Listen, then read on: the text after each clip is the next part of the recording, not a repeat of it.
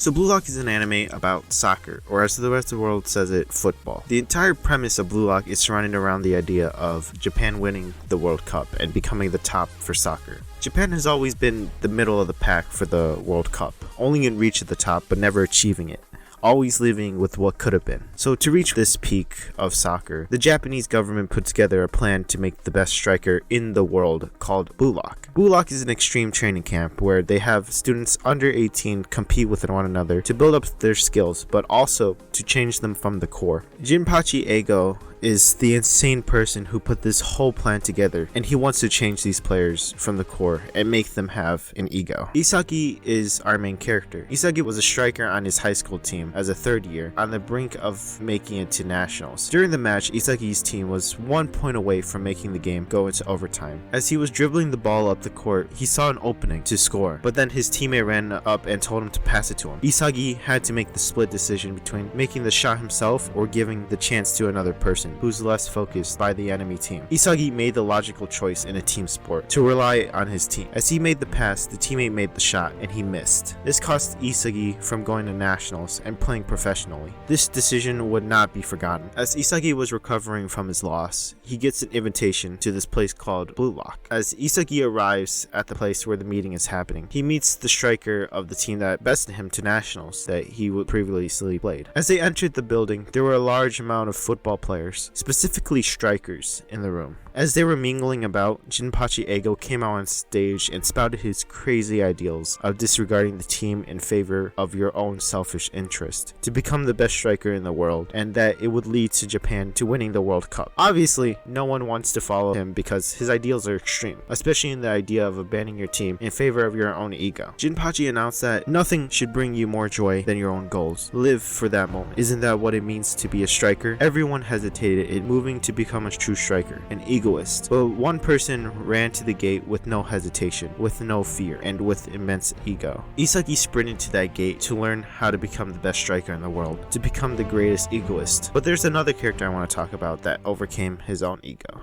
Jiggly is a character for the first few episodes is basically just a mystery. We never learn much about him or what his weapon is, since Jiggly doesn't reveal it. A weapon is basically their special skill. For example, our main character Isagi has spatial awareness as his weapon. Jiggly always had a mysterious aura around him. He never really did anything and always strayed away from being in the spotlight. During the match between Team Z, Isagi, and Jiggly's team versus Team W, we learned that Jiggly's weapon in his backstory was his immense speed to outpace everyone on the field.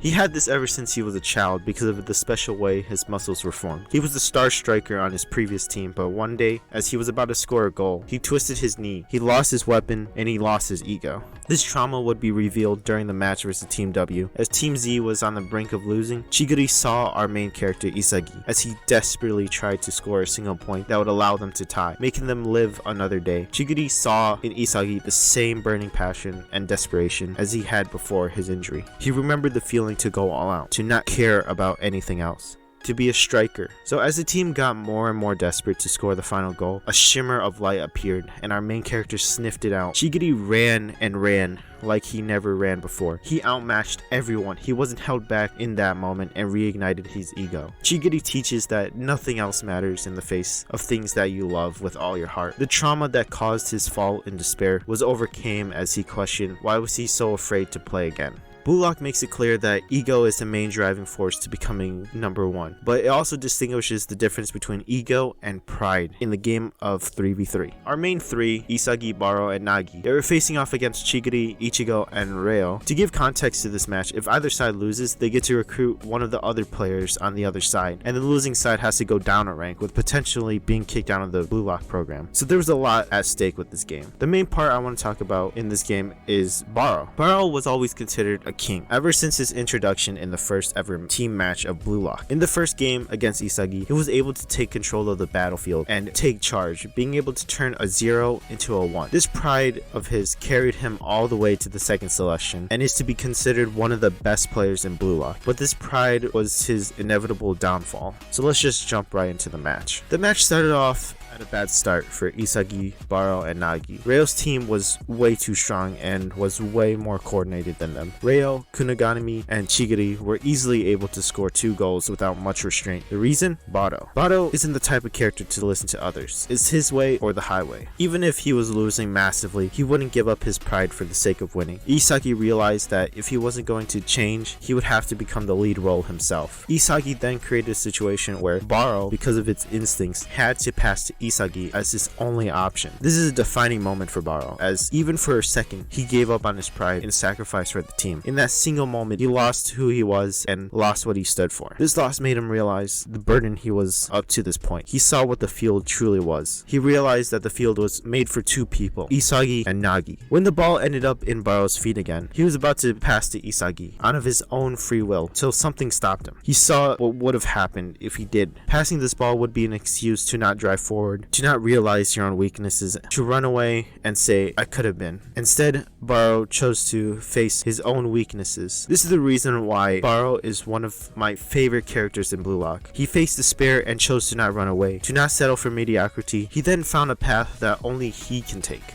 Using Isagi's blinding light, he saw the shadows that were casted from it and devoured Isagi. Baro is such an amazing character and truly deserves the title King. So to finish this video off, Blue Lock is a special sport anime to me in that it doesn't teach the same lessons as other sport anime. Blue Lock teaches you that you and only you can carry yourself to greatness, to break beyond the barriers with your own 2 hands, and if you want to reach the top, you have to have great ambitions and great ego. All of the top professionals from every industry have great egos that drive them forward. Ego is a necessity to become the best. You have to have the constant drive to be better than others. This anime taught me that it's okay to be selfish and in pursuit of improving yourself. You don't always have to be considerate. Having pride in what you do and ego to stand up for what you want to achieve should never be looked down upon. Having a passion for a skill, hobby, or goal should be celebrated. Blue Lock taught me that you should stand up for your dreams and aspirations, to not let people knock them down, to have ego to become the best you could be. Well, that's all I have for this video, and I'll see you in the next one. Till we meet again. Mata ne.